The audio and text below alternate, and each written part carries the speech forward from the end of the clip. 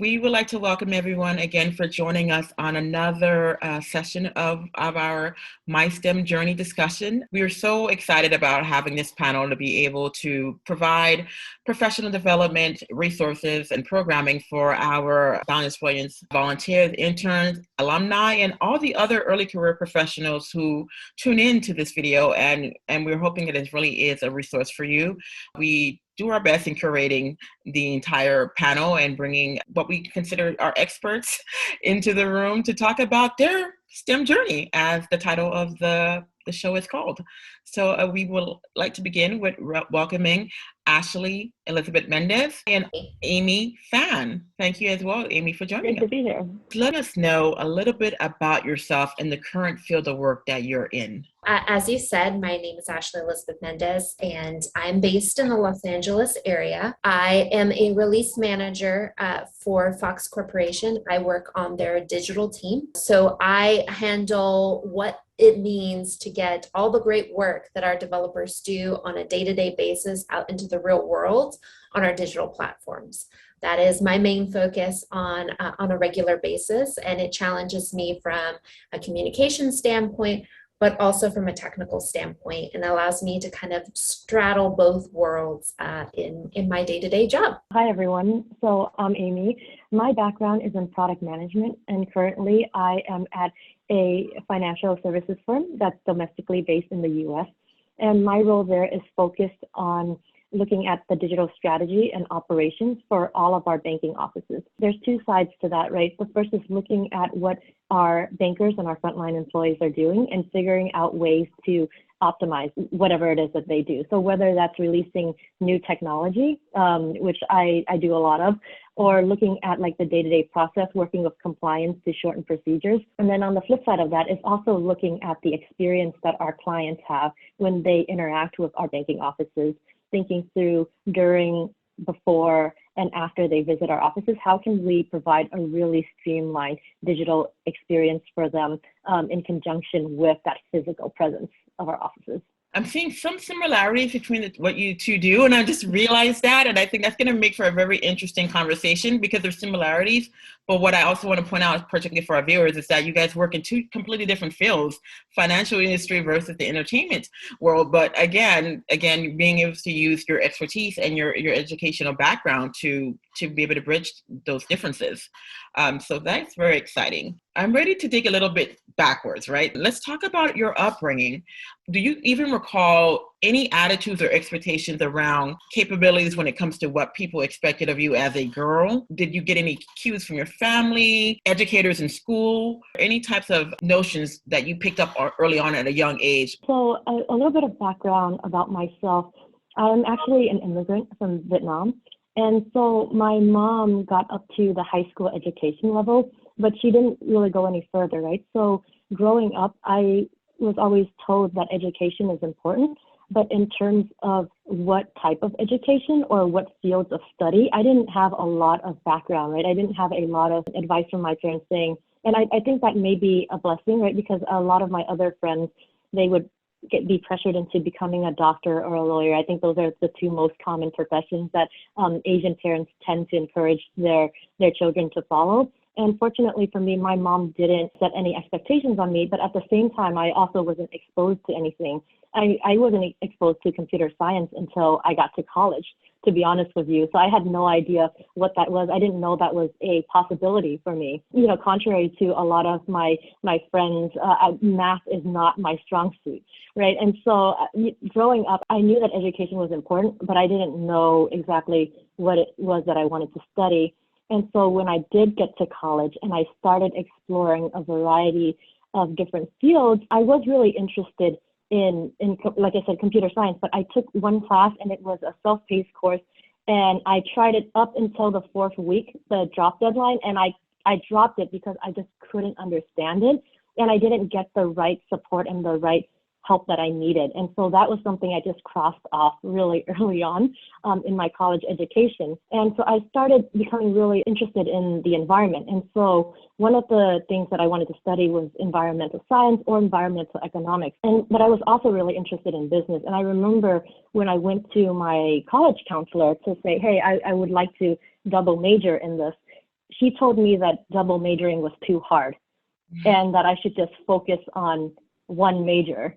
And, so I think that was one of the earlier, signs of discouragement that I received in terms of trying to pursue what it was that I was interested in. So I would have appreciated support. Like, I think I would have wanted her to say, hey, it's difficult, but here are like the things you need to do in order to be successful, not like it's difficult, so don't try it at all. I think that was something that I felt was challenging, right? Because you're still young, you're in your second year of college, you're like excited, you want to study something that I think like an impactful area on like where this world is going, right? Like given all of the changes and the things that we've seen going on with our climate, I was really interested in it. And instead of being encouraged to study it, I was being discouraged from studying it. I kind of stumbled into marketing.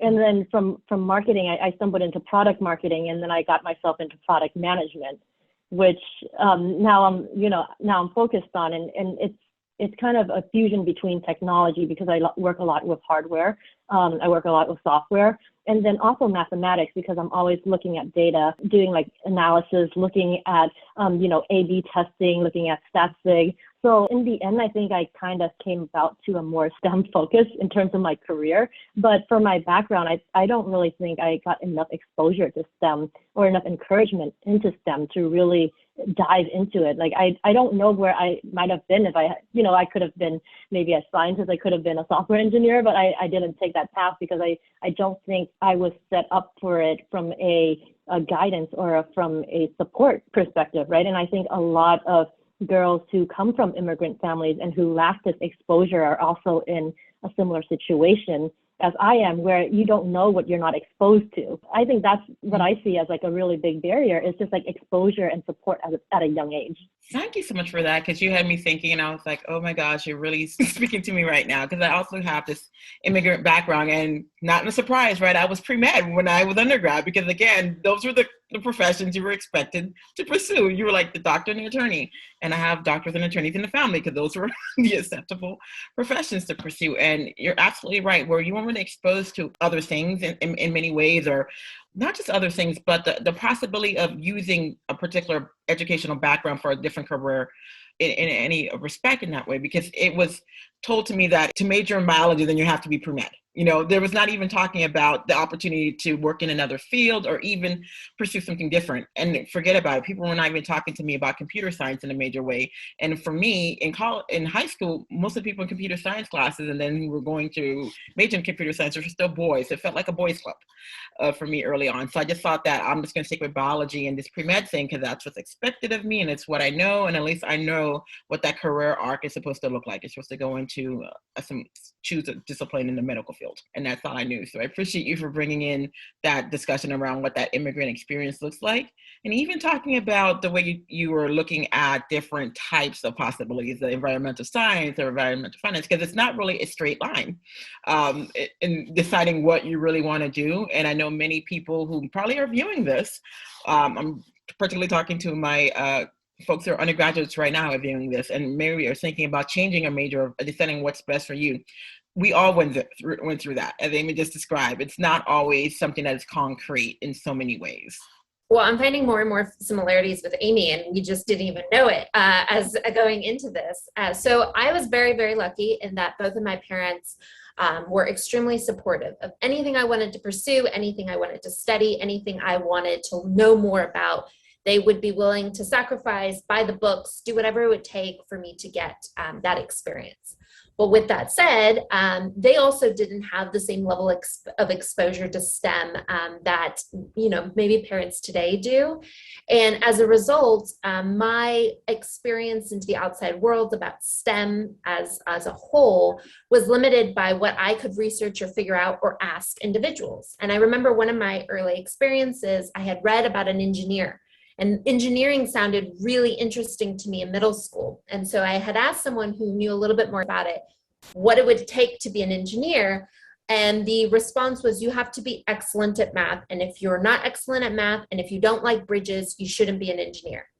And I was like, well, I'm a middle schooler. I didn't really think that bridges were the most exciting thing. So I crossed off engineering off my path and said, okay, well, I guess science is not for me in that context because it was a limited experience as a whole. When I was getting ready to go off to university, I had individuals tell me that my parents shouldn't send me to university because as a girl, it was dangerous for me to go across the country. So as I had mentioned earlier, I'm Los Angeles based and I was going to go to school in New York City.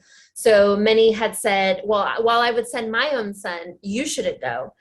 Thankfully, as I said before, my parents are very supportive and have very different viewpoints of what I should and am capable of doing. And so they still sent me and supported me throughout that process. But there are a lot of obstacles especially for girls coming up into different backgrounds, being second generation, coming in and trying to understand what is out there? What can I pursue? What does it mean to pursue that? As a result, in university, I actually did not study computer science either. I did not study anything related to technology. I didn't know much about it, to be honest. I had friends who took JavaScript classes and pursued that path, but I studied Middle Eastern, South Asian, African studies with a focus on Iran and psychology. So total opposite of what I do today. And it was fascinating. I learned so much. I enjoyed that experience.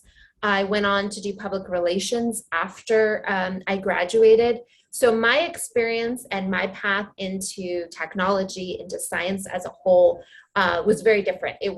That doesn't seem like an open door for me. It seems like a very small, narrow niche path. So therefore, I'm going to pursue something that seems more vibrant, more exciting, more to my skill level.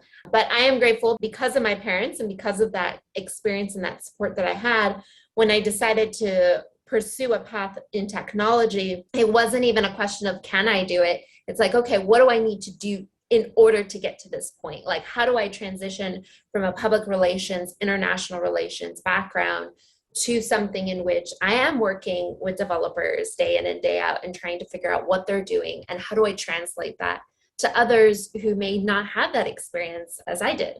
Thinking about the discouragement things that we heard about from both of you. First of all, saying that a young woman cannot travel somewhere away from her parents at any geographic distance to pursue her education. That's insane and ridiculous to even suggest. And for Amy, the whole double major thing being too hard, it makes you stop and think about how many young men were in that seat and were told something like that. I doubt there was many, but it's something that people will feel comfortable sharing with a young woman who has a desire to study more than one field, or has more than one type of interest and wants to pursue them. Those are with no hesitation, right? Like it comes out so quick that it catches you off guard of like, no, you shouldn't do that. Yeah.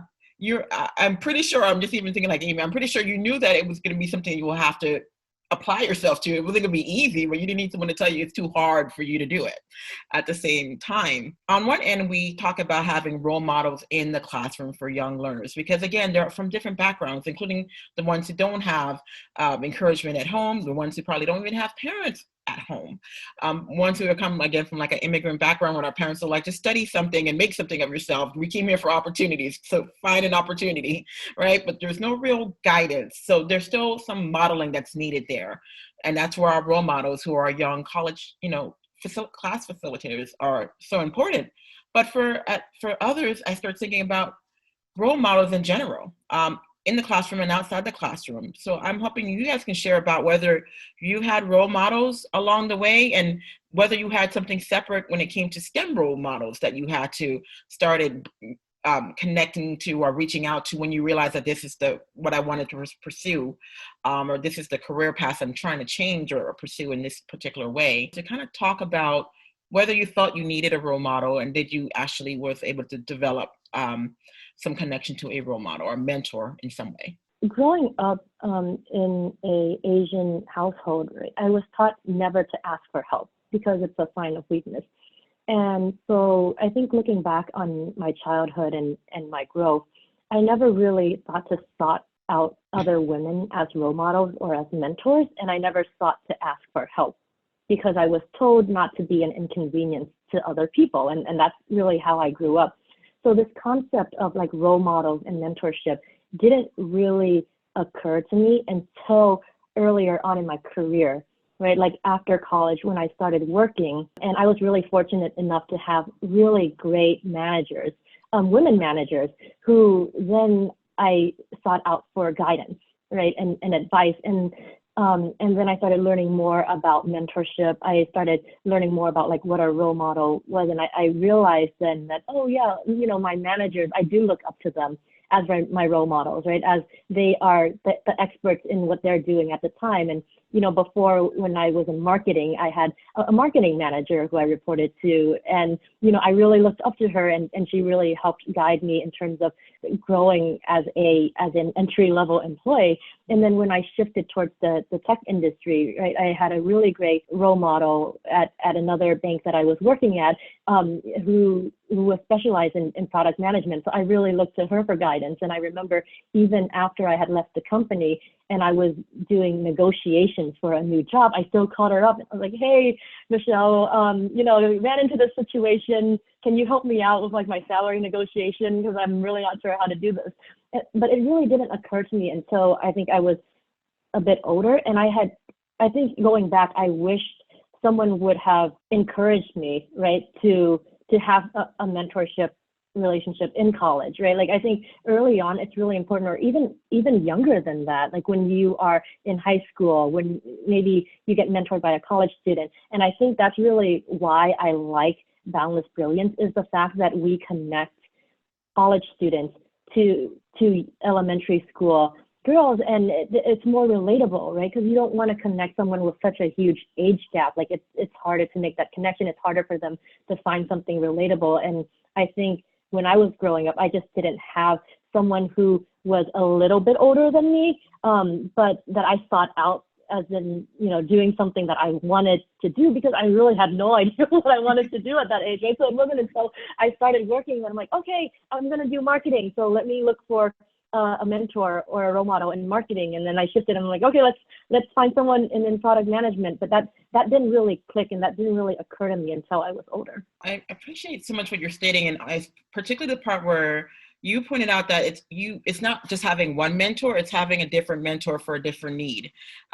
Going to that person for help with marketing, going to the person who's good with negotiations and salary, which some people don't even think about again, because we don't talk about that even in undergrad, or when you get, it's not even a class about that. When you were talking about taking a finance or economic class, no one tells you the truth about the job market and how you negotiate in the job market. And that's where a mentor comes in.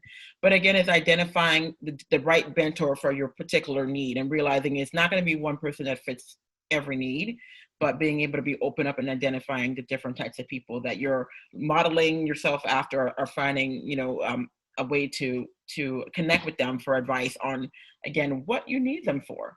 And again, having that relationship where you can go ahead and make that act of their time. It's also important. But you're right, in Boundless Brilliance, we just want to be able to create that experience for as many young students that who come across our college workshop facilitators who are there for them in that way. Going off of what Amy is saying, what you were saying also, Cherise, about just not also formalizing your mentorship or your role models as a whole. I think that was something that was very helpful for me as I was growing up, as I went into college, is you don't have to have like a formal sit down of like, you are now my mentor.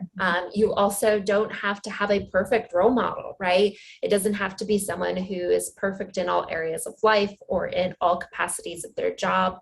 But I think focusing or highlighting what is it that excites you when you see them, like they seem to do that really well. Why is it that they do that really, really well? And can I ask them if they're accessible? If they're not accessible, maybe how do you research? Which was how I started as a kid. I would read a story about some woman pioneer who managed to make some big discovery. And I would love to read the biography of like, what steps did she take to get to this point? And oftentimes it's as what we were describing of our own personal journeys. It wasn't anything formal or expensive, but it is just an effort and a willingness to work really hard to get what you're passionate about. and to actually pursue what you want. But mentorship and role models as a whole are important no matter what stage you're in, like whether you're a kid or even now. It's part of the reason why I run a mentorship program at Fox for women technologists. And the idea is to create those role models in the spaces that maybe you want to ask them the question, like, why do you do that really well? Why do you have good speaking skills? How did you get to this particular point in your career? And just allowing this accessibility with our top executive leadership in technology, which we don't see modeled in a lot of places, but being able to ask those questions to work through problems together as a team. We also believe that you don't just learn from those who are successful, you also learn from those who are working towards their own success right now. So I pair all the mentees with fellow technologists. So they have to ask questions of each other and learn from each other and be each other's role models beyond just the executive who's also sitting in the room. That there's value in learning from one another, which I think is a lesson that I've learned growing up was, what is it that, even if they're my peer, even if they're the same age as me, they're doing something really well, or I love their passion, or I love what they're doing. How can I emulate that? And what is it that drives them? And how can I also take that into my own path and my own purpose as I pursued my own interest. I appreciate that, because again, it brings back the idea that a mentor doesn't always have to be older or someone so far advanced in the field. It could even be somebody younger. I mean, especially if you're thinking about if you want to switch into a different industry, well, it could be somebody who's there as a younger associate, but they're doing it so well and they have a better understanding of the industry or a particular company you're trying to join, and you can utilize them as a mentor. It's really no hierarchy when it comes to it at all. And actually, you touched on something that was going to actually be one of my next questions about what tips you can, either one of you want to share with somebody who's thinking about reaching out to a mentor, what approach they should use, how do they even begin that conversation or build a relationship, in what way, what would be the best approach? Is it emailing? Is it so many other things? And what should they say about themselves, particularly if this mentor may not know of them? It may not be something that they're within the same company, but it's, hey, I follow your work. I'm interested in this field. Can I get on your calendar? You know, what would be the best tips you can provide about how do you begin those steps? The idea that someone should just automatically volunteer their time should always be the number one concept that you go into. They do not have to. They don't have to volunteer their time, their expertise, their energy for you at all. You are asking for a favor. And I think if you go in with a humble attitude, you will be surprised what you get back. It's not this expectation that they will automatically want to mentor or give you advice or share their expertise with you. Because often if they are so successful, and that's why you want to talk to them, they're often very busy as well. So as a result, you go in with a very humble attitude. And two, if you know of this person, maybe they're in like the same company, or maybe you know of a friend, etc. You want to make sure there's something you can offer too, right? You're bringing something to the table, to that relationship, whether it's a one-time meet and greet or it's something you're hoping will turn into a lifelong relationship. You have to also provide something. I've seen some individuals, they'll buy the coffee. Like, I'm there with the cup. What is your favorite drink? I'm there with the coffee. Others, it's if they're working in the same company, it's like, how can I be more involved? If you have a project you're working on, what is it that I can jump in and really pursue and assist you in your goals? And then as a byproduct, would you be willing to guide me and mentor me? And then finally, just being okay with just observing. I think that's something that is important, is observing, seeing what they're doing well. And if they write in their blog, or if they write in a Slack channel, or if they say it over an email, you should read this book, or you should follow this person on Twitter, or whatever the steps they say, is observe and then do. And just do what they say and follow those steps, because sometimes I think we go into a mentorship relationship wanting to just get them to give us everything, and we don't want to do the work or do the actual action of watching what they do really well. And sometimes that's the best learning experience that you can have beyond what they can share over a coffee chat or an in-person meeting. Yeah, I think that sometimes when people approach a mentorship relationship, they always assume that it's going to be something long term, right? And it doesn't necessarily have to be. My advice is, and I've done this a lot too, is I would find someone who I'm really interested in, whether it's a project that they're working on or maybe it's their like great career and I just really want to chat with them about it. I would just send them usually a code introduction email saying, hey, I found you on LinkedIn. I'm really interested in this X project you worked on or your career. I found your career really inspirational because of X, Y, and Z. I would really love to grab 15 minutes of your time. Would you be available? And I always provide specific dates because I find that it's helpful to give specific dates. Like, don't make them come back to you with their availability, right? Like, tell them like 3 times and days that you have available and say, hey, would you be willing to hop on a quick phone call with me? Because I would just love to learn more about you.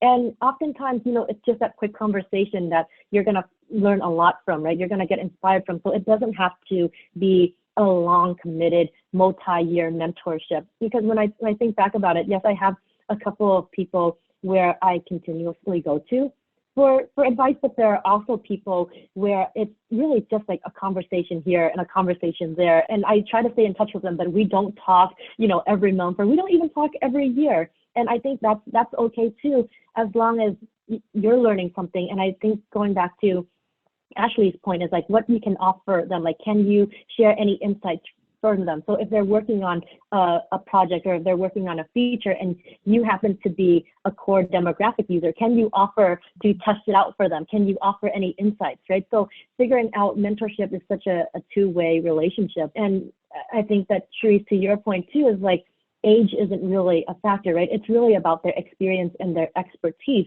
And so it could be someone who is younger than me that has worked on a really cool project. I'm like, wow, this is amazing. Like, I would just love to learn more about it. And I'll help you like find edge cases and bugs. And, like I'll do like all of the QA testing for you if you give me 15 minutes of your time to learn more about how you came up with such a great idea. So that's really my advice, is just to approach mentorship more as learning moments and not as like a long-term thing. I think thinking about it that way kind of scares away potential mentors, to be honest with you, because people are so busy. Like if you ask them, hey, will you be my mentor? And they're like, like, it's just going to be like a weekly hour meeting with you for like a year. Like, what is that time commitment? So I really think approaching it more as like learning moments will be much more receptive, right, to people, especially as you're asking them for their time, which in our day and age is the most valuable resource. I love the concept of learning moments and being humble and realizing that it's a two-way exchange. And the fact that, again, that there's no hierarchy. So age, all that doesn't matter. It's if there's a skill set or something you want to know and that person has an expertise in about it, you reach out to them. But I want to talk about something that so many organizations, Boundless Brilliance included, is working towards or working to mitigate, which is this persistent gender wage gap in STEM and representation of women in STEM. What do you think is some of the contributors to the persistence of this gap?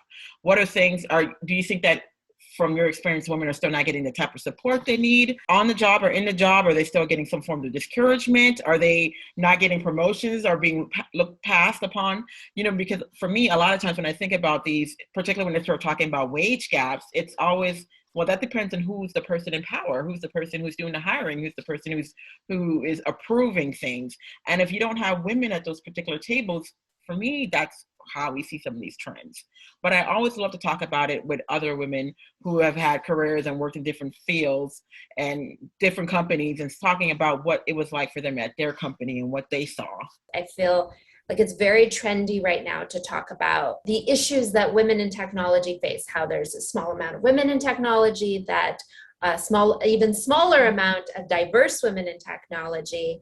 And there's a lot of lip service, but there's a lack of fierce advocacy. So that's something that I see a lot in the rooms that I'm in, meetings that I have. I have a lot of executives, a lot of key individuals, a lot of nonprofits, et cetera, agencies that talk a lot about, we want to hire women, we want to promote women, we want to encourage women in technology because there's so little of you. But when we actually comes down to, okay, who gets the promotion? How much are you making? What does it mean for you to advance in your career? Suddenly people get very quiet. And I find that it's not that they're actively necessarily working against you, but they're also not actively working with you or for you to push you forward.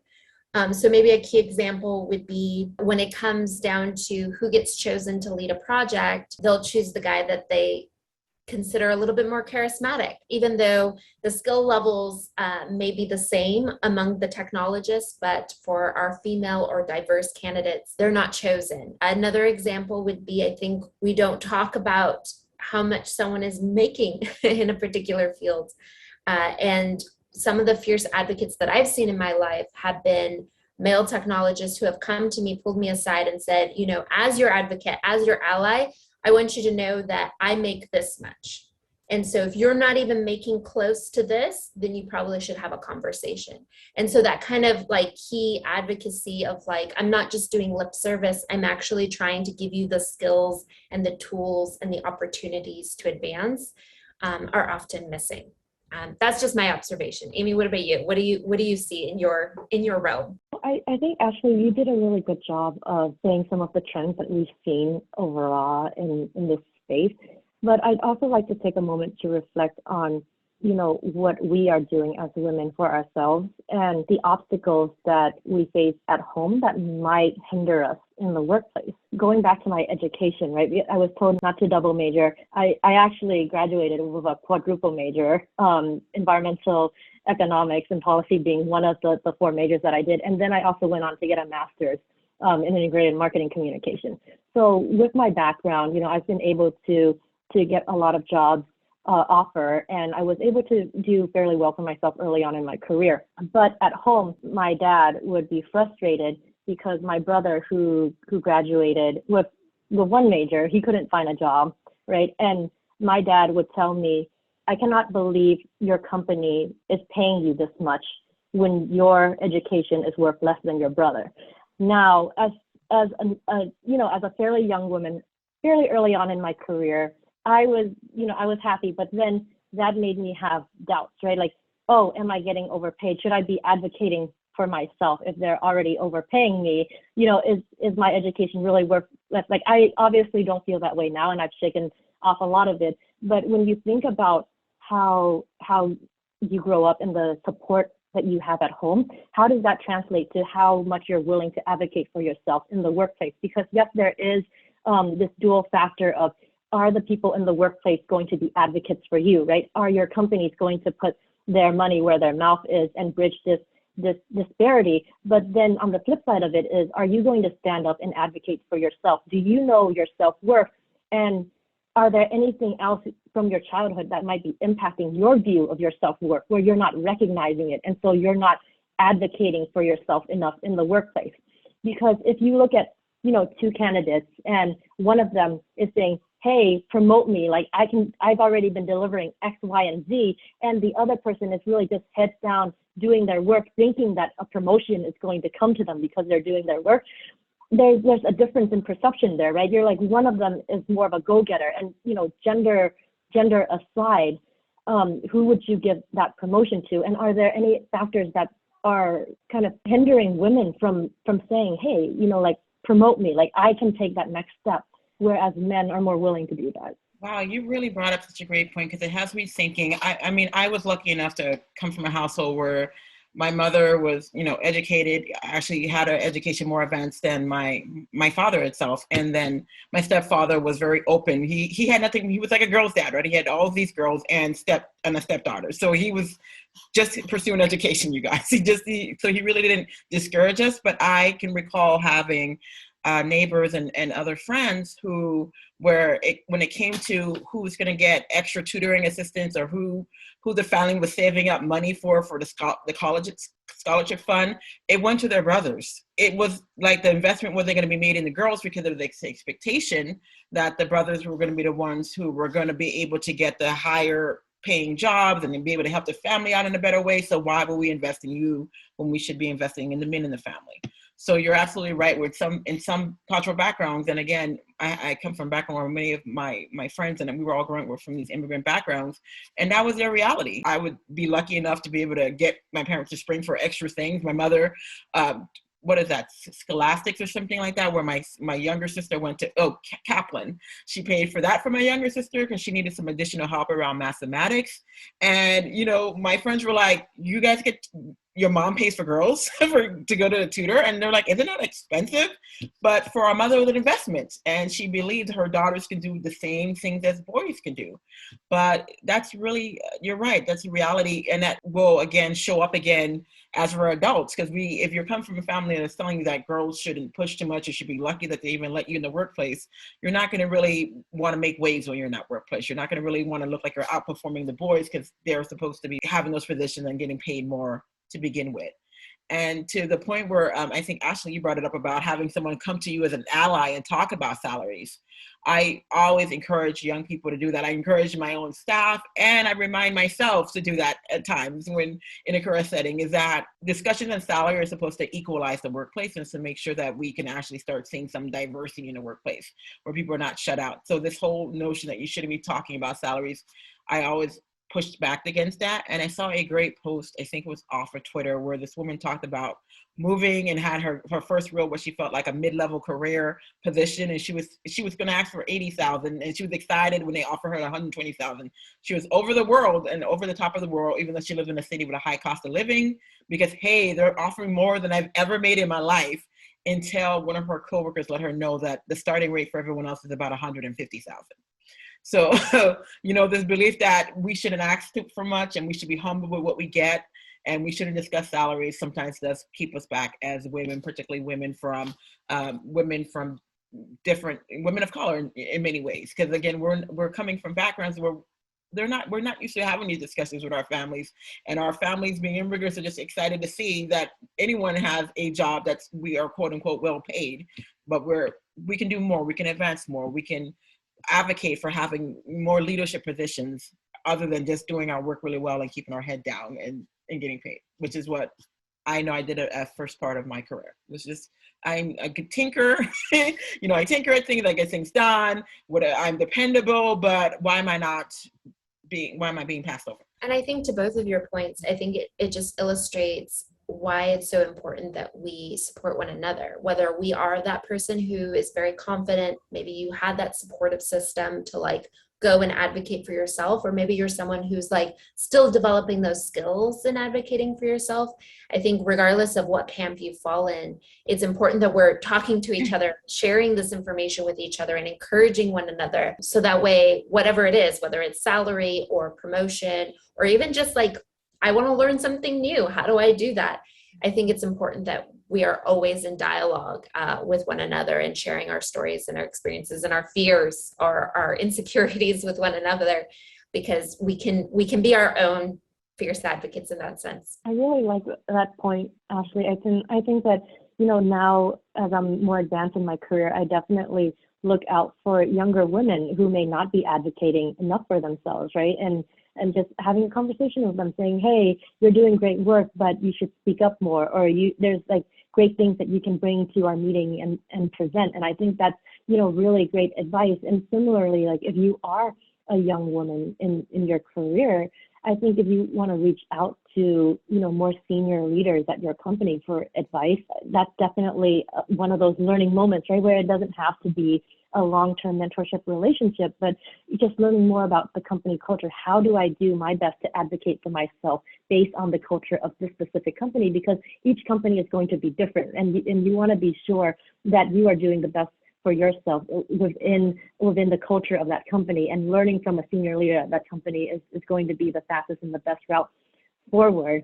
So, I would say, echoing Ashley's point, we really need to look out for each other. We really need to support each other, and we really want to have more of these moments where we're learning from one another. Absolutely. It has me thinking about why we started the alumni network at Boundless Brilliance, because we wanted to be able to have a built-in support system where as people progress in their careers, that they can always come back to people that they had this connection with while, in undergrad, and just talk about where they are in their careers, what challenges they're facing, and how can they mentor each other and have these conversations where maybe they feel like other people would understand, but you would kind of get it. Again, just being there for ourselves as women, and then trying to get allies on board to help us with what we're trying to do, but making sure first we're building that community and utilizing our own strengths in that way. And again, we mentioned Boundless Brilliance, but we did not mention the fact that, interestingly enough, each of you actually have a connection to Boundless Brilliance. So if you want to share what your connection is to Boundless Brilliance and what made you decide to get involved with the organization. So I am on the advisory council.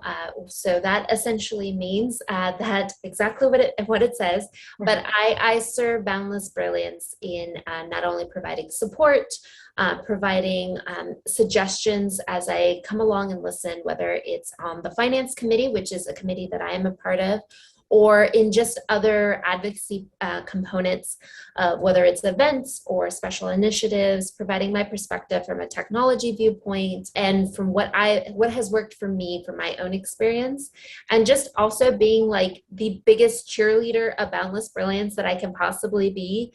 I try to talk about this organization as much as I can because I believe it's doing such amazing work. And as someone who wasn't exposed to a lot of STEM stories, a lot of STEM role models at a young age, I believe it's important that we have this in every classroom. So I am a big advocate of what Boundless Brilliance is doing, and I love the fact that it's local to me.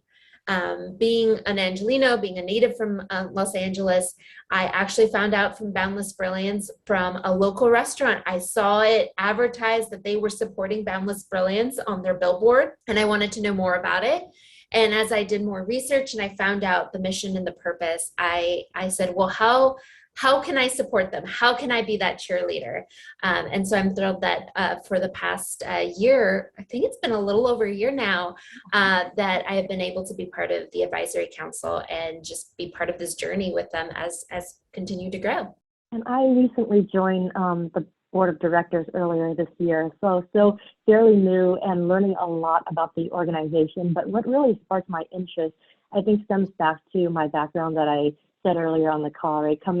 Growing up in a family that I didn't really get a lot of exposure to STEM. And I really think that it's important as we think about how do we bridge the STEM gap, right? We're thinking about all sides of the funnel now, but the earlier that we can start in the funnel, the more that we're going to expand the funnel. And so as I'm thinking about, well, how do we get more women into the STEM field, we got to think about how do we get more girls interested in STEM as they grow. And that really was the core of my interest in Boundless Brilliance, is addressing this gap really early in elementary school girls. And that was, I saw the mission, I'm like, oh wow, I just have to be involved in this organization. And I reached out to Cherise and like, hey, we're looking for board members, and it all worked out. And so now, I'm focused on really thinking through about the evolution of Boundless Brilliance, and it recently became the nominations committee chair, right, Cherise, as of this past weekend on our board retreat. So I'm really looking to how do we grow our board of directors, and how do we think about strategically, like where the organization is heading and how we're going to expand and build a better infrastructure and a better support so that we can reach more elementary school girls, so wherever they may be in the U.S. We're so excited to have you, Amy, and thank you again for taking on another leadership role in Boundless Brilliance by becoming the chair of our nominations committee. It's just, again, what I love about Boundless Brilliance is the people that I work with, like you all, like the amazing group of college interns that we have. And I just want to ask you guys in our final discussion or final statement you can leave for them is something that I usually come across. We talked about discouragement earlier on at a very young age, but what type of advice can you give to somebody who may be actively in their, in their undergraduate years, maybe probably be halfway through and realizing that it seems like it's hard. They may start having doubts about whether or not they can actually succeed in STEM. What words of advice would you give to somebody like that at that point in time who's thinking about, I am not brilliant enough to do this, I cannot do this? I'll leave it at that point and just see what kernels of seeds of wisdom you would share. My advice is just to always try the best that you can, because it's never too late for anything, right? So I have friends who didn't get into STEM during their undergraduate, but they were able to get into STEM later on in their life, right? There are so many different sources of education that you can have. Like, it's never, like, you read about 70-year-old women who are getting their doctorates, right? So it really is never too late. Right now you're young, right? It may feel like it's stressful. It may feel like it's hard, but give it your all. And look, if it doesn't work out at this point in time, it doesn't mean that it will never work out, right? You can always try again. You can do something else now, and then you can shift into STEM later on. Of course, like, we would love for you to be in STEM now, but like, going back to my personal background, like, it wasn't the right point in time for me. Like, I couldn't do it. I couldn't study computer science, and I really tried. I gave it my best, and it just didn't work out then. And now I'm working with a lot of software engineers. I know enough about coding. I know enough about, like, all of the orchestration layers, all of the architecture maps that we have, like, all the technical details that would have definitely helped me study computer science in undergrad, but I'm just doing it, 10 years later in life. And it still brought me here. So, my advice is, and I know it sounds kind of cliche, but try your best. And there are other ways to get to the end of the journey, even if your journey isn't a straight line, even if you have to go, zigzag and go through all this curves, go over a mountain, dig yourself under a tunnel or something, you will get to where you want to be. And the length of time doesn't matter, because you're going to be happy in the end, knowing that you gave it your all. And when you get to that final destination, it's going to be worth it. I 100% echo everything you just said, Amy. I think that's great advice. We're examples of, I studied Farsi. That was the language I studied. I didn't study JavaScript or anything else. So it really shows that whatever you're passionate about, it will come through. It may not look the way you want, but for my piece of advice, for someone who's maybe saying, this is hard, this is difficult, I don't know if this is the path I want to pursue, or that if I'm brilliant enough to do it, take a step back. I think oftentimes we get lost in maybe it's the final exam, or it's the amount of schooling you have to complete, or whatever the case may be. And go and take an opportunity to just experience something that excites you. So maybe it's you go to a particular tech fair and you get to see like what AWS does. Or you go and you talk to someone who is getting to do really cool research in a field that you're passionate about, or maybe that you're just interested, that you're not planning to study, but you just would like to know a little bit more about what they're doing in biology or in chemistry, or what they're researching. Take a step back and actually figure out what excites you, what makes you happy. Why are you taking this final exam? Why are you writing these papers? Why are you studying this? If you don't have something that you're looking forward to, the day-to-day is going to feel really hard. But if you can point to someone or a project or an experience that you say, I would like in like 5 years to do something like that, or even cooler than that, I think it would help put everything in perspective. It takes the bad days, it takes the hard exams, it takes all the joy-sucking moments out, and it actually puts some joy back in, right? It adds a little excitement back into your day. So my advice is to take a step back and to look at what you actually are excited about. And that helps in always the long nights and the hard days. That's what I do. That's what gets me excited and gets me through the day. Thank you for joining our My STEM Journey panel. I really want to thank our panelists, Ashley Elizabeth Mendez and Amy Phan, for joining us and sharing your STEM journey.